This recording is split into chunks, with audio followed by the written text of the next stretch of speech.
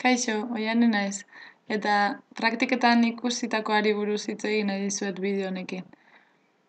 Lehen hezkuntzan ari naiz praktikak egiten, eta ikusitako guztitik atentzio gehien deitu didana izan da ikasleek duten hitz egiteko beharra, eta ez dutela lekurik eta momenturik horretarako. Egun hauetan ikusi dut ikasleek dutela izugarrizko gogoa kontatzeko gertatzen zaiena, galdetzeko ulertzen ez dutena, gauza asko, ez? Eta ez dut ikusten noiz egin dezaketen hori gela barruan. Ez dakit nola planteatu daiteke, baina iruditzen zait pentsatu beharreko gauza bat dela, zeren askotan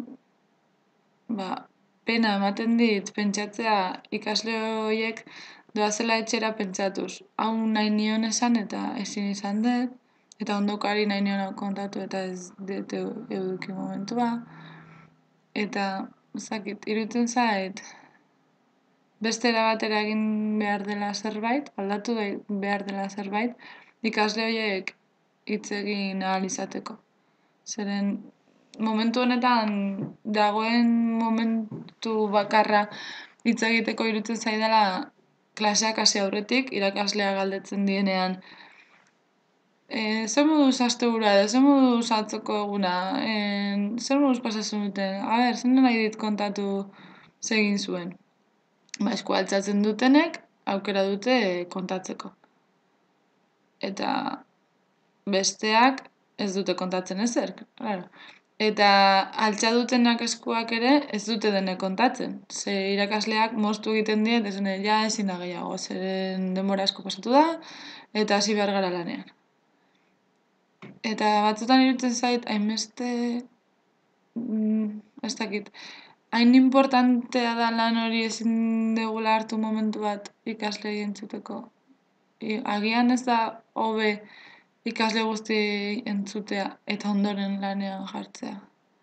Zen, ez dakit, batzutan ematen du diala fabrika batzu bezala produzitu behar dutenak zerbait. Eta ez dagoela momenturik deskantzatzeko da eskazu 5 minutu bokadioa jateko, beste ordu erdi bazkaltzeko, eta listo. Eta beste guztia, lanean. Eta eskola uste dut ez dela izan behar horrela. Eta beste gauza bat ikusi dudana da, daudela haurrak oso lotuta, haurrak ez, irakasleak lotzen dituela haurrak, gai batzuetara eta liburura, ez? Liburuak jartzen ditu, ze gai landuko diren, eta ze ordenetan, eta hori jarraitzen dutela, ez? Eta ez dagoela askatasunik aukeratzeko nahiago duten gai bat, edo gai batean gehiago sakontzeko eta beste bat ez ikusteko ikasturte horretan, edo irakasleak esaten duela, aurten liburu hau. Liburu honetan ditu 12 gai. 12 gai hauek dira batetik 12ra, eta horrela emango ditugu. Eta bat bukatzen denean, beste bat hasiko da. Eta ez du loturarik aurrekoarekin, ez hurrengoarekin, ez? Soilik batzuetan aipatzen da, aurreko gaian esan genuen hau, horrelakoa da ere honetan, edo baina aipamen batzuk, ez dago lotuta, ez da nire iruditzen zait bizitzan dena dagoela lotuta, dena dagoela konektatuta, eta ez garela ari errealitate hori eskolara eramaten, ez? Eskolan dago dana banatuta. Alde batetik hau, alde bestetik hau, alde batetik euskera, bestetik erdera, bestetik matematika, bestetik ingurune, eta ez dago dena bat. Ezin da daiteke landu ingurune eta hizkuntza aldi berean, edo erderaz matematika, edo ez da zerbait. Matematika bakarrik, baina matematikan daude gauza asko, ez? Eta sartzen gara ere bai hizkuntzan arloan eta ingurune arloan eta denetan. Orduan iruditzen zait hori ere aldatu beharreko zerbait dela.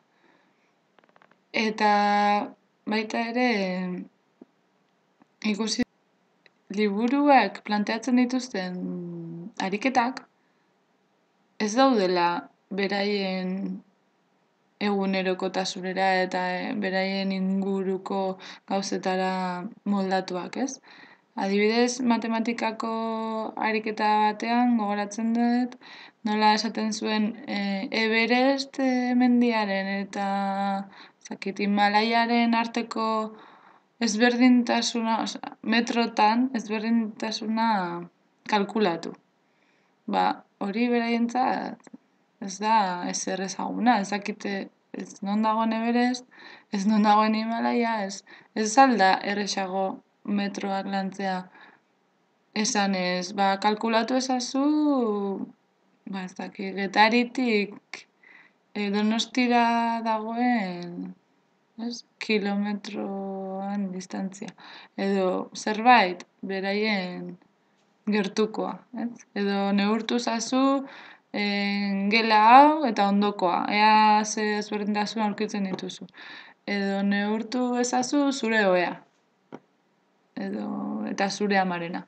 Eta horrela konparatzen ditugu. Edo zerbait ikusi dezaketena eta bestela irutzen zait ez dela bate praktikoa ikasten ari direna, ez? Ikasten dute kilometroa dira 1000 metro.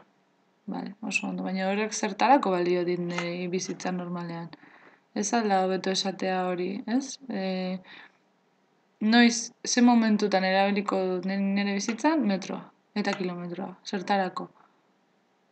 Ez? Horako praktikotasun hori falta dela. Liburuan egiten ditugu ariketak, hau da horrela, bale.